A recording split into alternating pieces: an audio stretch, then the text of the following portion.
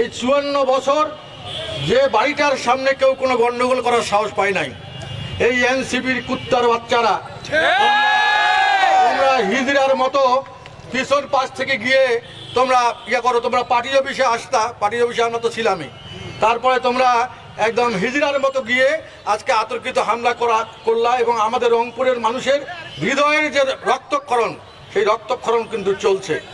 আমি বলতে চাই প্রশাসনের নির্লিপ্ততার কারণে প্রশাসন একদম কোনো কাজ করতেছে না।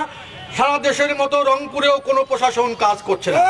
তা আমি একটু অনুরোধ করব প্রশাসনের কর্মকর্তাদেরকে যারা আছেন, বিশেষ করে পুলিশ, আপনার বিজিবি, আপনার সেনাবাহিনী, তাদেরকে অনুরোধ করব যে আপনারা দরকার হলে যদি আপনারা আইন শৃঙ্খলা রক্ষা করার জন্য, মানুষের জানমাল নিরাপত্তা দেওয়ার জন্য আপনাদেরকে আমাদের মানুষের ট্যাক্সের টাকায় আপনাদের বেতন হয়, আপনারা কারো দলদাসে পরিণত হয়েন না। কারো দলদাসে পরিণত হয়ে আজকে পক্ষপাতমূলক যে আচরণ করছেন সেটা রংপুরের মানুষকে কিন্তু ব্যথিত করছে।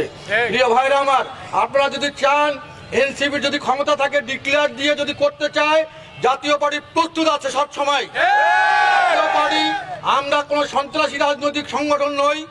জাতীয় পার্টি একটা সাধারণ গণমানুষের দল। আমাদের পার্টির চেয়ারম্যান সেটাই আমাদেরকে শিক্ষা দিয়ে গেছে। আমরা কোনো ভাঙচুর, সন্ত্রাস, চাঁদাবাজ, দখল বাণিজ্যের মধ্যে জাতীয় পার্টি কোনোদিনই ছিল না, আমরা এখনো নাই, ভবিষ্যতেও থাকবো না। রংপুরে আজকে 54 বছর ধরে জাতীয় পার্টি করা হয়। আজকে রংপুরের এই বিশেষ করে সিটি কর্পোরেশনের যে ব্যবসায়ীরা আছে, কোন প্রতিষ্ঠানের মালিকেরা আছে, কেউ কোনোদিন বলতে পারবেন না যে জাতীয় পার্টির প্রোগ্রামের জন্য 10টি টাকা কেউ জাতীয় পার্টির কর্মীরা আপনাদের কাছে চেয়েছে। তাই যে জাতীয় পার্টি আমাদের নিজ অর্থে যতটুকু সামর্থ্য আছে সেই সামর্থ্য নিয়ে জাতীয় পার্টিকে সংঘবদ্ধ করে আমরা জাতীয় পার্টির ঝান্ডা এগিয়ে নিয়ে যাব। কিন্তু আসলে আমরা দেখছি যে এখন মব জাস্টিস, মব ভায়োলেন্স, এখন মবের যুগ। এখন যদি আমি প্রশাসনকে বলবো আপনারা সরে দাঁড়ান। আমরা মব ভায়োলেন্সে জাতীয় পার্টি কিন্তু দুর্বল না।